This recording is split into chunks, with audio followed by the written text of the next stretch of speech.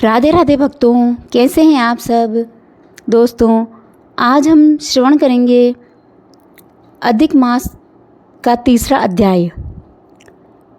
हे नारद जी, जो कुछ श्री कृष्ण ने युधिष्ठिर से कहा वही तुमसे कहता हूँ।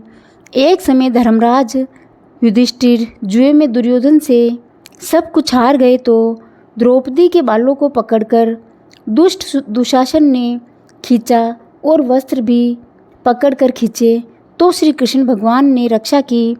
उसके पश्चात युधिष्ठिर आदि राज्य को छोड़कर काम्यक वन को चले गए।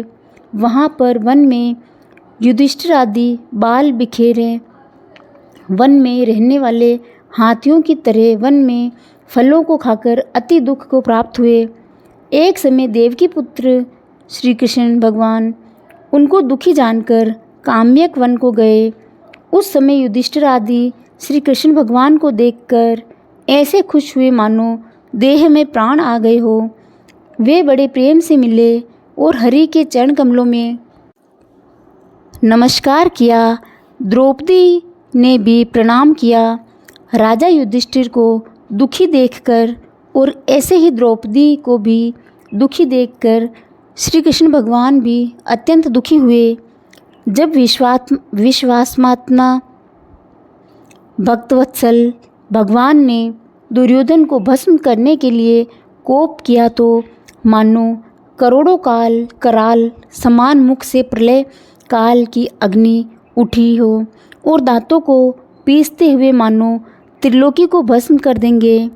तब अर्जुन श्री कृष्ण भगवान को क्रोध में देखकर भय से कांप उठा।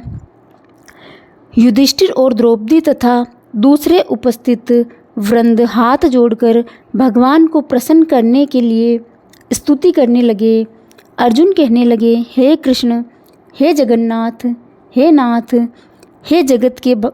मैं जगत के बाहर नहीं हूँ, फिर आप मेरी रक्षा क्यों नहीं करते। आप तो सारे जगत की रक्षा करने वाले हो, जिसके नेत्र के गिरने से ब्रह्मा का पतन हो जाता है, जिनके कोप से क्या कुछ न हो जाए कोई नहीं कह सकता। हे तात, हे जगत पिता, इस संसार में रहने वाले प्राणियों के इस संहार करने वाले क्रोध को हरो। आपको क्रोध से संसार में प्रलय हो जाएगी। भगवान कहने लगे कि हे नारद जी, अर्जुन इस प्रकार कहकर हाथ जोड़कर श्री कृष्ण भगवान को नमस्कार करने लगे। तब श्री कृष्ण भगवान अर्जुन के इस प्रकार के स्तुति भरे वचन सुनकर शीतल हो गए। फिर प्रेम से आकुल व्याकुल होकर युधिष्ठिर आदि श्री भगवान को बारंबार नमस्कार करने लगे।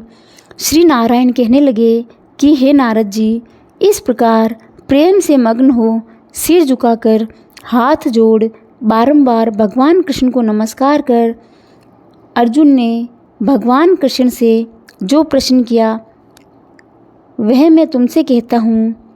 हरि भगवान सब सुनकर पांडवों के हितकर वचन कहने लगे।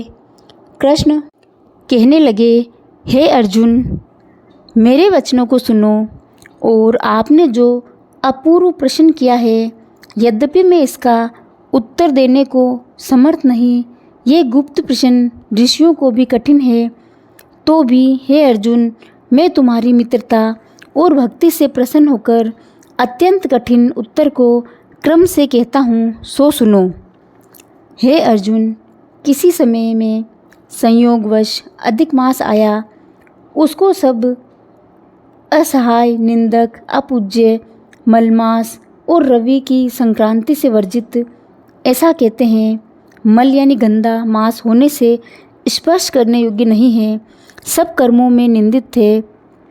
इस प्रकार लोगों से वचन सुनकर वह मल मास कांतिहीन, निरुद्योगी, दुख से युक्त मेरे पास आया और बैकुंठ में जहाँ पर मैं निवास करता था, स्वर्ण के सिंहासन पर बैठे हुए देखकर मुझको दंडवत प्रणाम किया और दोनों हाथ जोड़कर नेत्रों से आंसू बहाता हुआ इस प्रकार कहने लगा।